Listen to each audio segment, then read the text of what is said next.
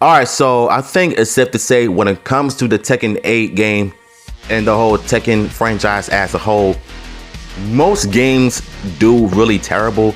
Most of them don't really do that well.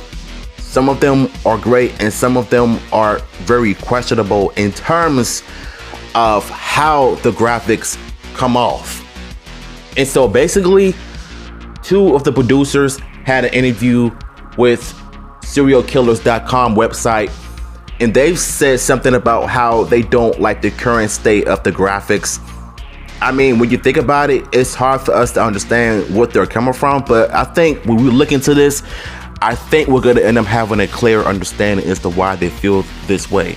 So it kind of makes sense as to why, you know, when you create something, you want to make sure that it's top tier, that it's on point. You don't want to put out an incomplete product because that will cause a thread against fans in general. So I think that's what I'm trying to say here.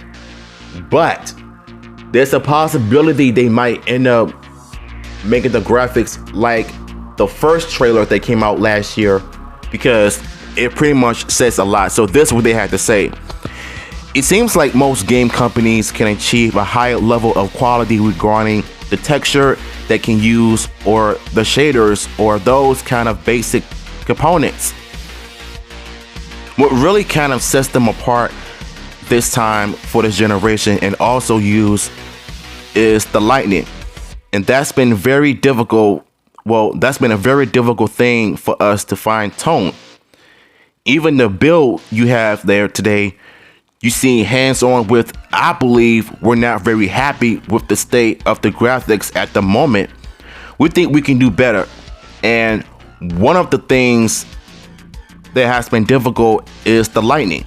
This is what really changes among the developers in different games, Michael Moray says. So again, this is exactly what we were just talking about. You know, he's basically saying that even though we created this game, they don't like how it looks currently, which is why we've seen different trailers of different characters that are going to be coming to Tekken 8. And some of those characters are returning from previous installments back into the game. But when you look at the graphics now versus how the graphics looked before, it's pretty safe. Well, it's obvious to me that they're trying to up the ante by making it look like the first teaser that came out last year.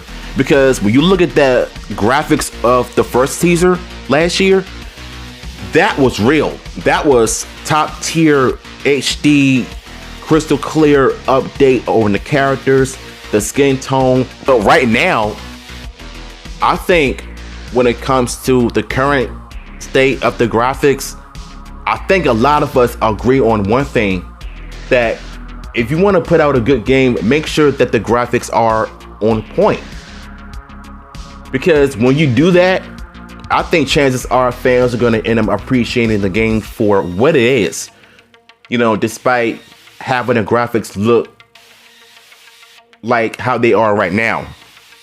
But for me, that goes for any game. Street Fighter, Mortal Kombat, Tekken, like you name it.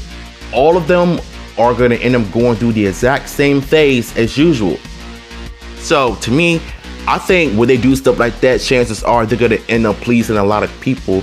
And I know Future Boy Who, Maximilian, Uncaged Games, and Tyrone Madness, and everybody else are going to end up doing videos on it as well, including myself, which I'm doing right now. And you know what? They have every right to feel that way. They have every right to wanted to make sure and say, pause. Let's go back to how the graphics looked the first time and just make the game look exactly like that. You know what I'm saying? So if you want the article, I will post it in the description. Let me know how you feel about this. So yeah, I'm out of here.